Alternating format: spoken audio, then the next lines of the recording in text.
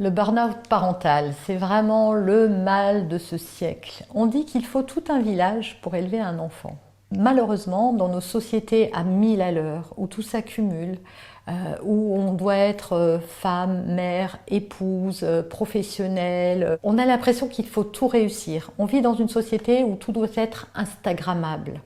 Et sur Instagram, on voit des mamans tirées à quatre épingles, qui jonglent entre les enfants et leur boulot, et qui ont l'air de s'en sortir toujours mieux que nous. Au bac à sable, c'est pareil. On a l'impression que les autres y arrivent mieux que nous. Pourquoi? Parce qu'on est isolé en fait en tant que maman. Et c'est quelque chose qu'on n'a jamais connu ailleurs que dans nos sociétés modernes. C'est-à-dire que dans toutes les sociétés tribales, on vit en groupe, en communauté, et les femmes sont entre elles. Elles participent à l'éducation de tous les enfants du village, quelles que soient les mamans. Et quand une maman est enceinte, déjà, elle est très encadrée. Si elle n'est pas capable de faire ses tâches, les autres femmes du village vont prendre en charge les enfants, s'il y en a déjà, et également les tâches de cette personne. Quand elle va accoucher, on va la laisser tranquille avec son petit pour s'en occuper le temps qu'elle souhaitera. Ses enfants vont être gérés si elle en a déjà, et ses tâches ménagères ou de la société également. Nous, on va à la maternité, on y reste 3 jours. À peine le temps de souffler et de se remettre, qu'on se retrouve enfermé dans notre 4 murs. Dans le meilleur des cas, on a les parents qui sont pas loin et disponibles, mais ce n'est pas la grande majorité, surtout dans les grosses agglomérations. Et on se retrouve toute seule. Alors aujourd'hui, il y a une loi qui permet au papa de rester un peu pendant 11 jours, je crois, mais ce n'est pas suffisant. Résultat, on se retrouve avec toute la gestion quotidienne qui était déjà là avant, et en plus, ce nouveau-né qu'on ne comprend pas toujours, si on a déjà des enfants, ça rajoute encore une charge, et si on n'en a pas, c'est pas moins pire, j'ai envie de dire, dans le sens où c'est un chamboulement. Chaque naissance est un chamboulement, et on est vite dépassé, débordé. Moi, je me souviens qu'à la naissance de ma première fille, un jour, j'ai une copine qui a sonné, il était 15 h et j'étais encore en pyjama et j'avais honte. Et le pire, c'est qu'on est gêné. On est gêné, pourquoi? Parce qu'on a l'impression qu'on n'y arrive pas et que tout le monde y arrive. Et de fil en aiguille, qu'est-ce qu'on fait pour être performante? Parce qu'on vit vraiment dans une société de la performance, on va dépasser ses limites. On va aller de plus en plus loin. On va vouloir que les repas soient prêts, que notre maison soit chouette, que nous soyons tirés à 4 épingles, qu'on perde tous nos kilos, que le bébé soit lavé, baigné, langé, choyé, etc., etc. Au bout de quelques mois, on reprend le travail et là, on rentre dans une autre course à préparer son bébé, à l'emmener chez la nourrice ou à la crèche, à le récupérer tard, à courir après la montre et on n'en peut plus. Qu'on ait un travail ou pas, parce qu'être à la maison, c'est un travail à temps plein, ce qui n'a ni jour férié, ni repos, ni congé. Et donc, on se retrouve dans une situation où on est en dépassement de ses forces physiques. Le burn-out parental, comme le burn-out professionnel, est un épuisement en fait.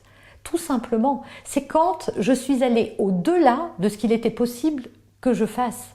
C'est quand je n'ai à ce point pas écouté mes besoins qu'à un moment le corps dit stop, ça suffit maintenant. Tu veux pas t'arrêter, t'as pas compris qu'il fallait que tu dormes, que tu te reposes, que tu manges plus sainement ou à heure régulière, que tu manges de meilleures choses, etc., etc., que tu ailles te coucher tôt, que ton sommeil soit bon. Eh bien, puisque tu n'y arrives pas, moi, corps, je ne peux plus aller plus loin, un peu comme une voiture dans laquelle il n'y aurait plus d'essence. Le corps stoppe la machine et dit, moi, je ne peux plus avancer, là, c'est plus possible. Je n'ai pas assez de ressources vitales pour continuer comme ça. C'est trop, ça va trop loin. Et comme notre cerveau, notre corps est là pour nous maintenir en bonne santé et en survie et en vie, il va arrêter le système avant que ça dégénère et que ça devienne trop grave. C'est ça le burn-out parental. Alors aujourd'hui, l'Organisation mondiale de la santé ne le reconnaît pas comme une maladie. Néanmoins, c'en est une. Et cette maladie, elle vous coupe d'un coup l'herbe sous les pieds, vous ne pouvez plus rien faire. Donc si vous m'écoutez, c'est peut-être que vous êtes déjà un peu surmené et que vous sentez que ça ne va pas. Alors comment on détecte les signes? Il y a des signes avant-coureurs au burn-out. Si vous êtes plus irritable que d'habitude, c'est un signe. Si vous êtes plus émotif, de toute façon, d'une manière générale, vous pleurez plus facilement, les choses vous touchent, vous prenez tout à cœur. si vous êtes fatigué en permanence et que vous avez l'impression que vous n'arrivez pas à récupérer, malgré la bonne nuit de sommeil, malgré le spa que vous avez pu faire, malgré plein de choses, vous n'y arrivez pas. C'est comme si, même si vous essayez de mettre en place des choses, votre corps est quand même fatigué et vous alerte là-dessus. Si vous avez l'impression d'être envahi par toutes les tâches que vous devez faire, si vous n'avez plus le goût à rien, si vous commencez à vous laisser aller, à traîner en pyjama ou en jogging, à plus vous alimenter correctement, à ne plus avoir envie de voir les gens, à vous replier sur vous, tout ça, ce sont des signes qui annoncent un burn-out. Donc mon conseil à moi, il est simple. Arrêtez-vous avant que votre corps vous arrête. Parce que si vous le décidez, d'abord, il faut savoir une chose, c'est que quand votre corps vous arrête, il vous arrête de manière brutale et vous ne savez pas pour combien de temps. Ça peut durer très longtemps, avant que la machine et que les batteries se rechargent. Donc prenez cette décision, vous, et surtout, c'est vraiment le conseil le plus important que je pourrais vous donner, c'est que il faut que vous vous rendiez compte que vous n'êtes pas seul dans ce cas-là. C'est ce que je constate. Moi, quand je fais des conférences, par exemple, qui réunissent des mamans, elles sont toujours étonnées de voir dans le chat, ou quand elles se voient en vrai d'en parler, et de se dire « Ah ouais, mais elle aussi !»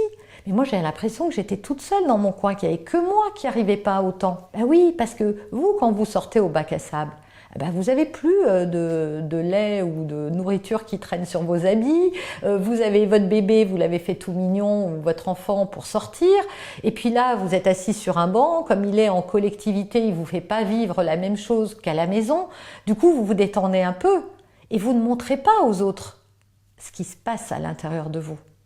Derrière les portes fermées, personne ne sait ce qui se passe. Et moi, je peux vous le dire parce que c'est mon métier. C'est le cas de la très grande majorité des parents. De se retrouver désemparés, et démunis et seuls. Et de ne pas arriver à gérer. C'est la très grande majorité des parents, mais ils ne vous le disent pas. C'est tout. Chacun reste dans son coin avec sa douleur. Et ça, c'est pas la solution. Alors il existe des lieux où vous pouvez aller rencontrer d'autres parents, en parler. C'est vraiment, il faut sortir de l'isolement. Il n'y a pas meilleure chose que je puisse vous conseiller, c'est de sortir de l'isolement, d'arrêter de vous culpabiliser, parce que là, vous vous faites, déjà, c'est difficile, vous en faites énormément.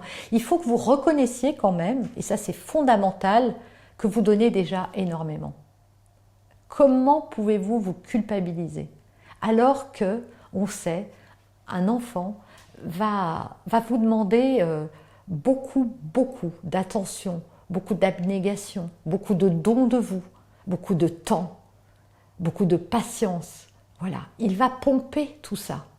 Et c'est bien normal, il est complètement dépendant de ce que vous allez pouvoir lui offrir et donc lui, il est en demande. Mais vous pouvez aussi vous écouter un peu. Oui, vous devez vous occuper de vos enfants, vous devez vous occuper de votre foyer, faire à manger, faire des courses parce que vous n'avez pas le choix, il faut bien manger, il faut bien que les choses avancent. Mais arrêtez un petit peu, décélérez un peu, cherchez des ressources, cherchez de l'aide. Je sais que c'est pas toujours facile parce qu'on a des œillères et qu'on a peur, parce qu'en plus on se culpabilise. Et j'ai remarqué que les mères au foyer c'est encore pire que les autres parce qu'elles se disent je travaille pas donc je dois tout faire et c'est normal. Eh bien non, c'est pas normal. C'est pas normal d'exiger de soi plus que ce qu'on est capable de faire. Donc, c'est vraiment fondamental de se rendre compte de la situation dans laquelle on est, de se dire qu'on n'est pas seul, que c'est pas parce qu'on n'y arrive pas qu'on est nul. Ça, c'est vraiment quelque chose qu'il faut s'enlever, mais de votre esprit, mais immédiatement, parce que ça vous aidera pas à avancer.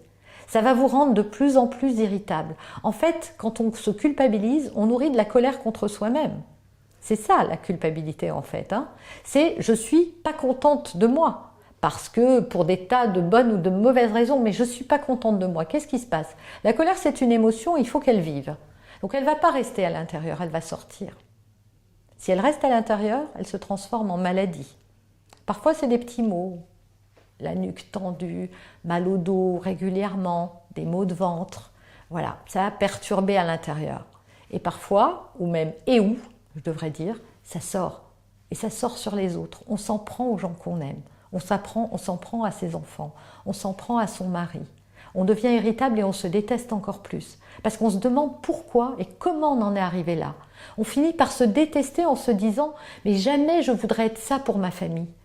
Et donc on nourrit encore plus de colère, et encore plus de mal-être, et encore plus de charge mentale, et encore plus de burn-out. Alors la charge mentale, je viens d'en parler, donc très clairement, hein, c'est ce que j'ai décrit dans les symptômes du burn-out. C'est cette to-do list qui n'arrête pas, et qui n'en finit pas, et que l'on suit comme si on avait une mission qui était de rayer.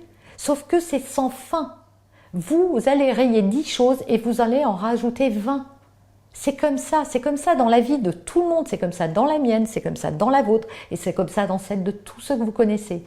Pour s'en sortir, il faut juste accepter qu'on n'arrivera pas à tout faire, et que c'est pas grave, et que c'est ok de ne pas arriver à tout faire, et de revoir entièrement ses priorités. Et la priorité numéro 1, c'est vous.